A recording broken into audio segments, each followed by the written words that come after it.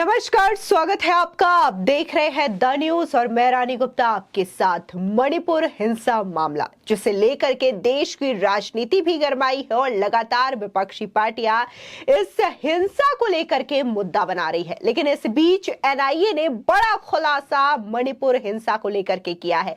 सीधे तौर पे एनआईए ने जो खुलासा किया है उसके मुताबिक मणिपुर में जिस तरीके से हिंसा हो रही है, आगजनी हो रही है, खून खराबा हो रहा है, इसका कनेक्शन सीमा पार से निकल के आ रहा है। दरअसल म्यांमार और बांग्लादेश के कई सारे ऐसे उग्रवादी आतंकवादी जो कि भारत में इसको लेकर के बकायदा इस वायलेंस को भड़काने के लिए बारूद, गोला, हथियार, तमाम चीजें प्रोवाइड करवाते थे और इन्हीं में से एक आरोपी को एनआईए की टीम के द्वारा गिरफ्तार करके दिल्ली भी लाया गया है। आपको बता दें कि एनआईए यानी कि राष्ट्रीय जांच एजेंसी ने सरकार के खिलाफ युद्ध छेड़ने की साजिश के मामले में शनिवार को सेमिनलून गंगटे को गिरफ्तार कर लिया है। उसे एनआईए ने मणिपुर के चुराचांद जिले से गिरफ्तार किया है और उस पर आरोप है कि वो म्यांमार और बांग्लादेश के आतंकी संगठनों के नेतृत्व में रची गई एक अंतरराष्ट्रीय साजिश में शामिल है। बता दें कि मणिपुर में मौजूदा जातीय अशांति का फायदा उठाकर यह साजिश रची गई थी। एनआईए ने 19 जुलाई को स्वतः संज्ञान लेते हुए दिल्ली में यह मामला दर्ज किया था। आपको बता दें कि मणिपुर हिंसा मामले में राष्ट्रीय जांच एजेंसी एनआईए ने बड़ा खुलासा किया है। एनआईए के मुताबिक मणिपुर हिंसा में म्यांमार और बांग्लादेश के उग्रवादी हथियार और गोला बारूद पहुंचा रहे हैं। एनआईए की जांच रिपोर्ट से यह साफ पता चलता है कि म्यांमार और बांग्लादेश स्थित उग्रवादी समूहों ने मणिपुर में विभिन्न जातीय समूहों के बीच दरार पैदा करने और भारत सरकार के खिलाफ युद्ध छेड़ने के इरादे से ये पूरी की पूरी साजिश रची है। एनआईए को यह भी पता चला है कि इन गुटों का उद्देश्य भारत सरकार के खिलाफ युद्ध छेड़ना है।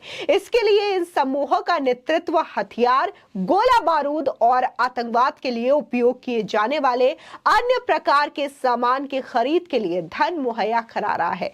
ये सामान सीमा पार से और साथ ही भारत के उत्तर पूर्वी राज्यों में सक्रिय अन्य आतंकवादी संगठनों से हासिल किए जा रहे हैं। यानी कि यहाँ पर एनआईए की जांच से साफ खुलासा हुआ है कि ये जो तमाम साजिश रची जा रही है वो सीमा पार से रची जा रही है। बकायदा इसके लिए न सिर्फ हथियारों को प्रोवाइड किया जा रहा है बल्कि बकायदा फंडिंग भी की जा रही है ताकि वहां पर कैसे इन अलग अलग जातियों के बीच में दरार पैदा किया जा सके और साथ ही भारत सरकार के खिलाफ एक युद्ध भी छेड़ा जा सके। बता दें कि आरोपी सेमिनलून गंगटे को गिरफ्तारी के बाद नई दिल्ली लाया गया है। उसे यहां अदालत में पेश किया जाएगा। फिलहाल मामले में आगे की जांच जारी है।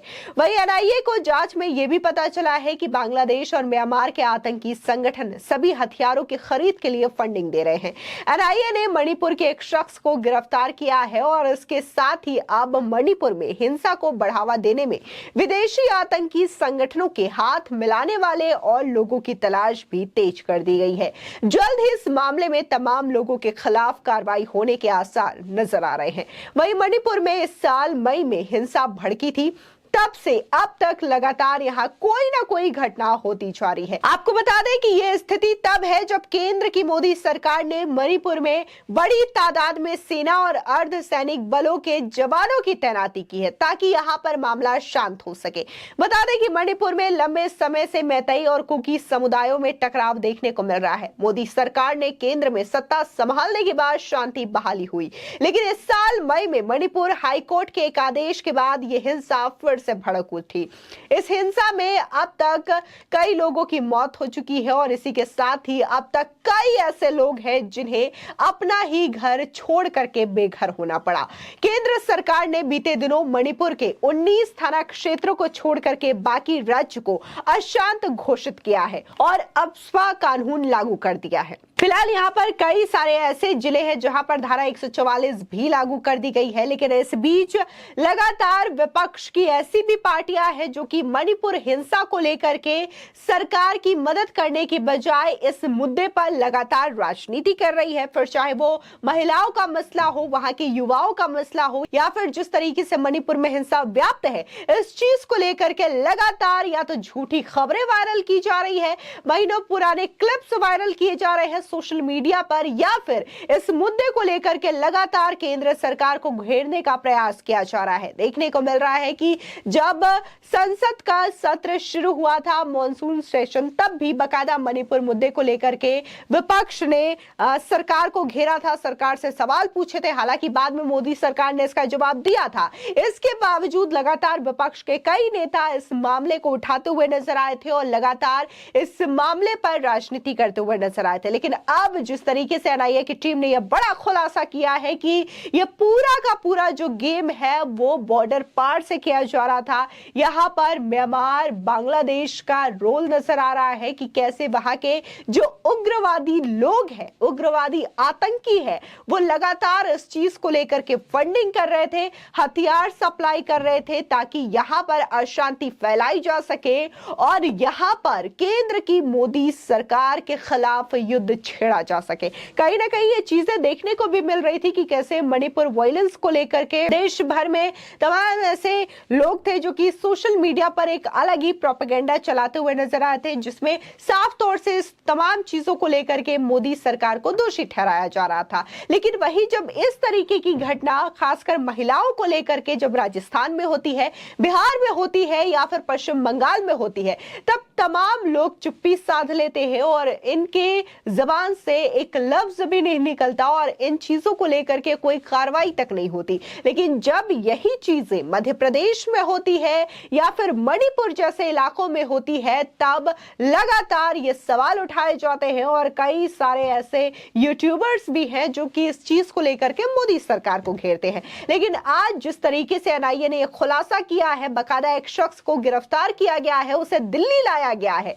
हालांकि अब इस शख्स को कोर्ट में पेश किया जाएगा, इसके बाद इससे पूछताछ की जाएगी और आसार ये लगाए जा रहे हैं कि अब इस शख्स के अंदर आने के बाद, एनआईए के हत्थे चढ़ने के बाद कई ऐसे लोग हैं जिनके राज खुलने वाले हैं और ये शख्स आगे चल करके बताएगा कि आखिर इस साजिश में कौन कौन लोग शामिल थे। क्या ये साजिश जो है सिर्फ और सिर्फ सीमा पार के लोगों के द्वारा रची गई थी या फिर देश में भी ऐसे लोग मौजूद हैं जो कि ऐसी साजिश रच रहे हैं और इनके पीछे इन लोगों का हाथ हो सकता है। क्योंकि लगातार कई सारी ऐसी खबरें देखने को मिल रही थी जिसमें कि मणिपुर मुद्दे को लेकर के काफी ज्यादा माहौल बनाने की कोशिश की जा रही थी और इस बात को लेकर के तो बकायदा मोदी सरकार का इस्तीफा तक विपक्ष के नेताओं के द्वारा मांगा जा रहा था। तो ऐसे में ये काफी ज्यादा संगीन मामला माना जा रहा है। फिलहाल अब देखना होगा कि एनआईए की टीम ने जिस शख्स को गिरफ्तार किया है, आगे की पूछताछ में ये शख्स कौन कौन सी बात कबूल करता है और जिस तरीके से एनआईए ने खुलासा किया है कि बकायदा इसके लिए हथियार और फंडिंग विदेशों से की जाती थी, म्यांमार और बांग्लादेश के बॉर्डर से की जाती थी, वहां के उग्रवादी आतंकियों के द्वारा की जाती थी। तो इसके अलावा और कौन कौन से सपोर्ट जो है उनके द्वारा यहां पर किए जाते थे जिससे कि मणिपुर में यह हिंसा को और भी ज्यादा भड़काया जा सके और भी ज्यादा वहां पर खून खराबा हो सके और वहां के लोग अपने ही सरकार के खिलाफ इस तरीके से सड़कों पर उतर आए। फिलहाल इस खबर को लेकर के आपकी क्या राय है, हमारे कमेंट सेक्शन में जरूर बताएं। धन्यवाद।